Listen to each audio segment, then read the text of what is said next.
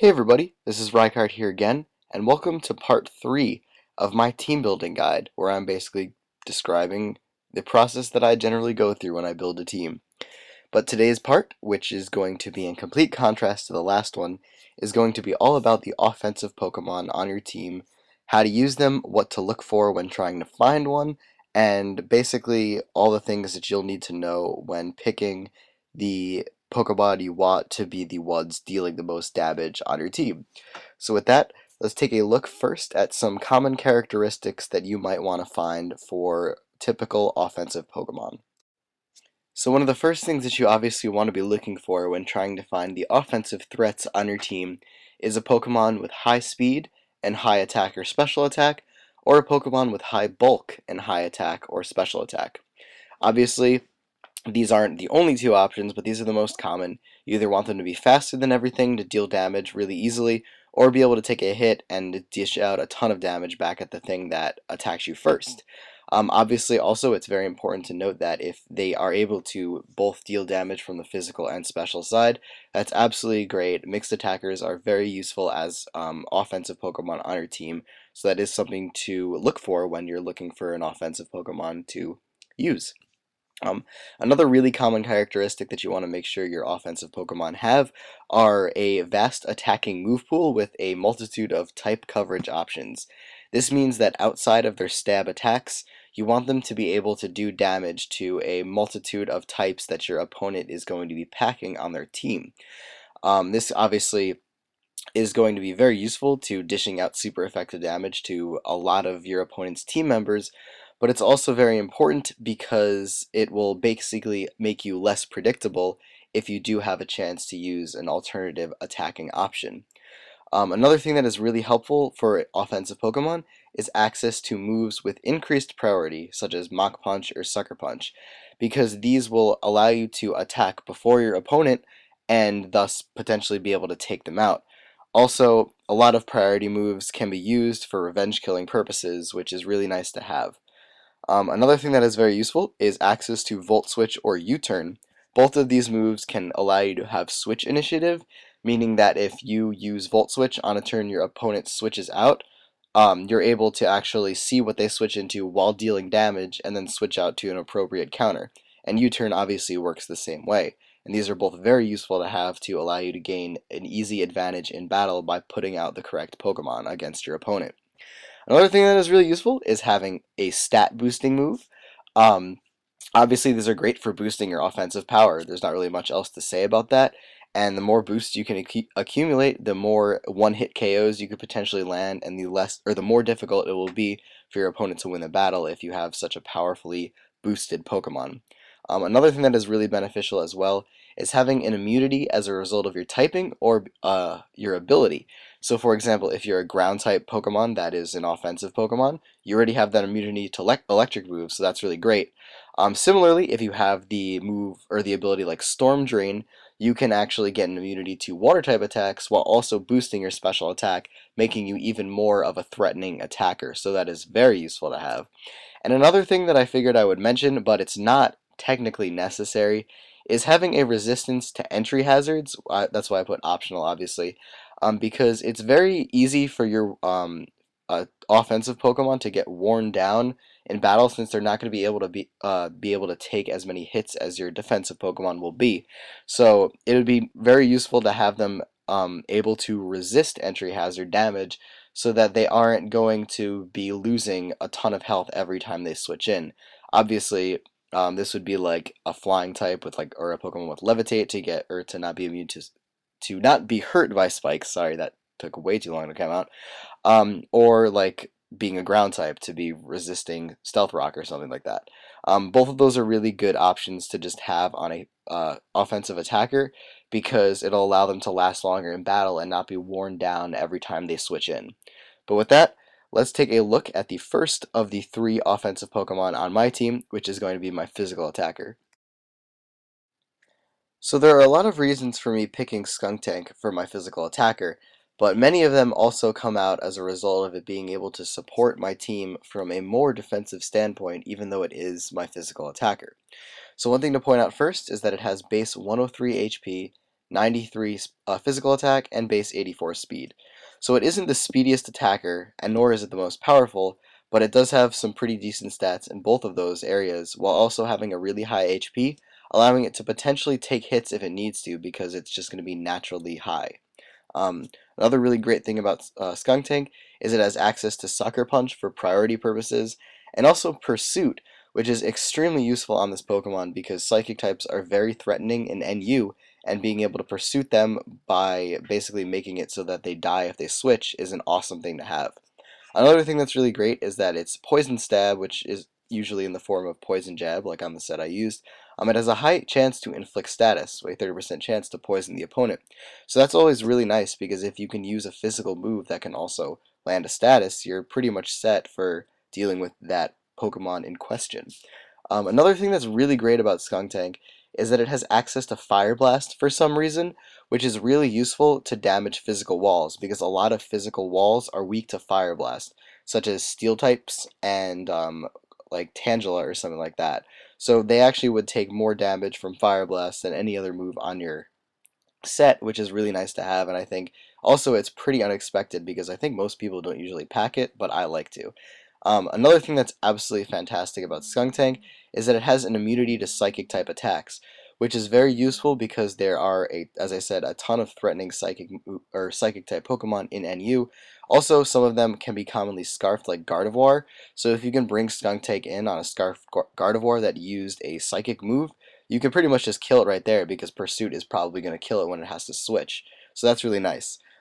Skunk Tank can also absorb toxic spikes, which is very useful for team support, making sure that nothing on your team can get poisoned by the toxic spikes.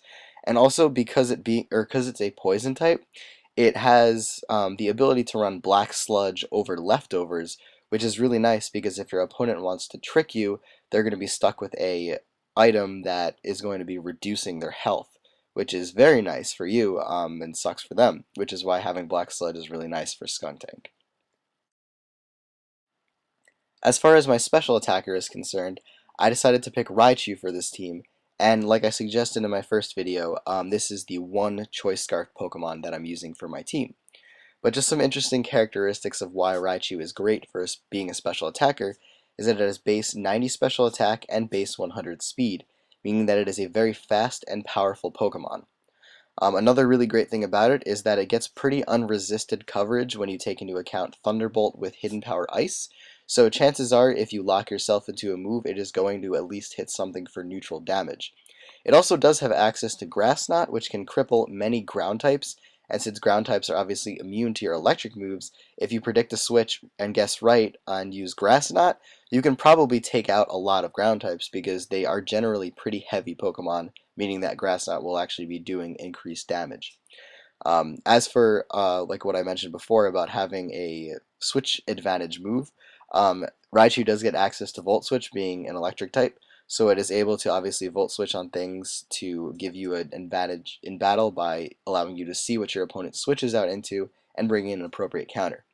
Another great thing about Raichu is that it actually does outspeed most other common choice scarfers in NU, that namely being like Braviary, Gardevoir, or Sawk, because it has a higher speed than all of those. So that is something really cool about it, which is why it works so well as a choice scarfer. Another thing that's also really fantastic is that it will outspeed a Gorbis after a Shell Smash, meaning that even though it will be at +2, a choice scarfed Raichu will still outspeed it, thus allowing you to prevent a potential very annoying sweep by a Pokemon that just clicks Shell Smash and then killed your team. So that's really nice for Raichu as well. And lastly, it does get the ability Lightning Rod, which is absolutely fantastic because it not only gives you an electric immunity, but it also gives you a chance to boost your special attack by one stage if you switch it in on a predicted electric attack, thus making Raichu even more threatening because taking into account the Choice Scarf, it'll now be at +1 attack or +1 special attack and +1 speed, making it a very threatening Pokemon to deal with. Lastly, as far as my boosting attacker is concerned, I decided to pick Duosion because this thing is just a pain in the butt to deal with from your opponent's perspective. So one thing to point out about it first, since it is my boosting attacker, it does need to be slightly bulky and also be able to hit pretty hard.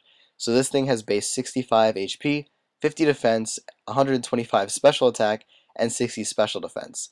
But even though those defenses seem pretty much underwhelming, with a Violite it becomes extremely bulky. And what normal people usually do is max HP, max physical defense, and then once you start boosting with Calm Minds, you are pretty much able to take at least one hit from anything and then kill it off after a couple Calm Mind boosts with whatever attacking move you use. Obviously, Calm Mind is great because if you're maxing its physical defense, now you're boosting its special defense with Calm Mind while also boosting your special attack. Another really great thing about it is because of the 5th gen move tutor moves, it now has access to Signal Beam with, when in combination with Psychic, gives you some pretty great coverage that isn't really resisted by much except for like the occasional steel type that you run into in NU, which is very uncommon. Obviously, there's only like a couple of them, so if you can just take those out to begin with, you're pretty much set with Duosion to be able to do damage to at least something. Another thing that's really great about it is it has access to recover to heal off any damage that you may receive while you're boosting. So that is obviously really nice because as you're boosting your special defense, you're obviously going to be taking less and less damage from special attacks, and then can recover a lot of that off to pretty much wherever you are, and then dish out a ton of damage after that. Another, like pretty much the selling point at least with Duosion is that it has access to the Magic Guard ability, which is arguably one of the best abilities in the game, and it's even more useful for a Pokemon that is stat boosting because first of all, it prevents any type of residual damage that you may gain from entry hazards or anything like that, and also it doesn't allow you to be or it doesn't allow your boosting and sweeping to be stopped by a move like Toxic because you don't actually take toxic damage from anything. So that's possibly the selling point on this Pokemon and what makes it so good. And then lastly, and I honestly believe this Pokemon should not be NU. It's way too good to be NU. So that is one of the main reasons why I put it on my team, because I wanted to just have a completely overpowered Pokemon at least. Once this thing sets up, you pretty much win. And the majority of the battles that I use with this team are because, or I win them because I've boosted with Duosion, because you just can't beat it once it sets up. That's just what this thing does. So with that, like the last video, let's take a look at the type coverage, or the weaknesses and resistances caused by the types of the 3 offensive Pokemon on my team. So like with the defensive core, my offensive threats also have a pretty decent number of resistances and immunities, which definitely helps out in the long run in battle, even though they aren't necessarily meant to take those types of hits that they resist. But still, I do have a resistance to fighting, flying, poison, ghost, steel, grass, electric, psychic, and dark, which is a pretty good number of resistances from the offensive Pokemon on your team, which is really nice. Also, I do have 2 immunities in the form of the psychic immunity that Skunk Tank provides, and an electric immunity that Raichu provides, which is very useful when allowing them to easily switch in on things, because if I can have an offensive Pokemon switch in on a attack that one of them is immune to, you can pretty much easily threaten something out and or dish out a ton of damage to whatever you just switched in on, which is really nice. The only thing about this team that bugs me from a defensive standpoint, though, is that 2 of my offensive Pokemon are weak to ground, being Skunk Tank and Raichu. So that is possibly the one big weakness of this team. But overall, as you can see from the 3 Pokemon that are the offensive types, I only have 4 types to worry about being hit by for super effective damage.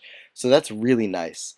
Also, because of the way Duosion is with the Eviolite and the defensive EV spread, it can occasionally function as a 4th wall on my team if I need it to, which is really nice. Obviously, it would be a more physical wall because of that EV investment, but when it boosts up, it essentially becomes both a physical and special wall, while also becoming a offensive threat as well. So that's really nice about that Pokemon. But in general, these 3 Pokemon work very well together and can definitely allow me to deal with a number of common other threats that you might run into in the NU tier. But that is it for this part, everyone. So stay tuned to the next one, where I'm pretty much going to wrap everything up and talk about the last bit of information that I need to share with you on team building. So that is it for this video, everyone. So as always, take care, goodbye, and I will see you next time.